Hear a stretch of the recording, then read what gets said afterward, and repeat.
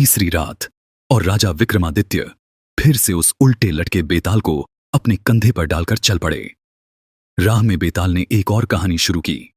बहुत समय पहले रूपसेन नामक राजा अपने धर्म और न्याय के लिए प्रसिद्ध था। उसके दरबार में था वीरवर, एक बुद्धिमान और वफादार मंत्री।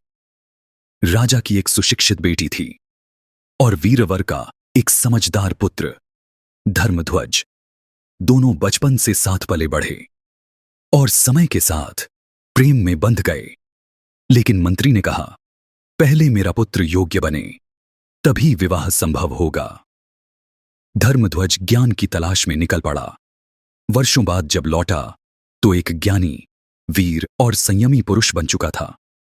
विवाह तय हुआ, लेकिन उसी रात राजा रूपसेन को एक स्वप्न आया। एक देवता ने कहा, अपने मंत्री वीरवर का बलिदान दो, तभी राज्य बचेगा। राजा असमंजस में पड़ गया। जब यह बात वीरवर को बताई गई तो वह मुस्कुराया, यदि मेरे प्राणों से राज्य बचे तो मैं तैयार हूं। अगले दिन राजा ने भारी मन से अपने सबसे प्रिय मंत्री का वध कर दिया। विवाह संपन्न हुआ, परंतु जब धर्मध्वज को सत्य का पता चला, उसने सब त्याग दिया। राजमहल, पत्नी, वैभव और संन्यास ले लिया। वह चला गया। और अब बेताल ने प्रश्न पूछा। राजा ने धर्म निभाया, मंत्री ने बलिदान दिया, पुत्र ने सब त्याग दिया। बताओ विक्रम, तीनों में सबसे महान कौन है? राजा विक्रम ने उत्तर दिया, तीनों महान हैं, लेकिन सबसे महान है वीरवर, जिसने बिना शंका, बिना क्रोध, हंसते हुए प्राणों की आहुति दी।